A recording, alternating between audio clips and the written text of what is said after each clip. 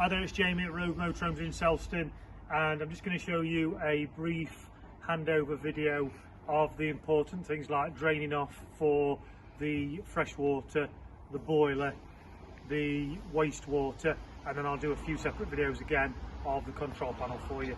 Okay, so if we jump straight in. So, and under the passenger seat you can see in here, this is the fresh water tank. So basically, to empty the fresh water, you unscrew. Inside there's a plug that you pull up, a lever, pull the plug up, and that will release all of the fresh water. Again, this is only when you're not going to be using the van for a period of time in the winter, or if you just want to empty it when the water may have been in for a while. Now we're going back to the lounge area in the back. Under this seat here is where the boiler is located. So what we do is we go in here. You would have to move one of the cushions out of the way, and you've got a little lever there. Now it's not the best location. You basically put your hand in here and there is a little lever. I'm going to go through that in more detail with you when you come in, purely on the basis that I did a handover with a customer earlier today that's got the same system. You can see that, so I'll send you that video and then that will refer to that. So we're outside now, the driver's side, and the waste release is just down here, and there's a little lever there. So to release all the waste, so that's anything from shower or the sink when you've been washing the pot, literally just pull that forward and that will release all of your wastewater. What I'm going to do now is a separate video on the heating and control panel. So just to recap, wastewater is outside, fresh water is inside underneath the centre dinette, boiler is at the back underneath the end lounge area.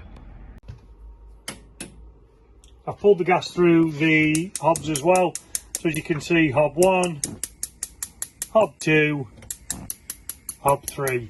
And what I would always advise is if there's any period of time you've not used the motorhome, the gas has been turned off, always pull it through the hobs first, because that just starts the gas to circulate before you go into using it on the boiler. So we'll turn all those off now. So now we're at the control panel for the heating and hot water, and as you can see it's all digital. So you basically go through, so now we wanted to go onto the motorhome, you press that and you'd set the temperature there. So let's say we wanted to set it at 30 degrees, come out of that, you go into this, which is your water. So you can have eco, hot and boost. The next one along is the supply in which we will heat the water and motorhome. So at the minute we're on electric 2, you can have electric 1. Mixer is when it's really cold and you get gas and electric, or you can just have gas on its own if you're completely off grid. But for the purpose of now, we're on electric 2 because we're on hook up here, and then that's the heating control. So again, you can have eco, high and boost, and then that's that set. The plug socket there indicates that we're set up and we're hooked up. The spanner is for your settings, so that can change your time, date, etc. And then your time and date there is for the timer, so if you wanted the heating to come on at certain times during the day. Lastly, we're at the main control panel. So we've got the top one, which is your water pump, that one which is for your light outside, your main lights in the motorhome, as you can see. That one brings up the temperature inside to 20 degrees, and then you've got 33% capacity in your fresh water.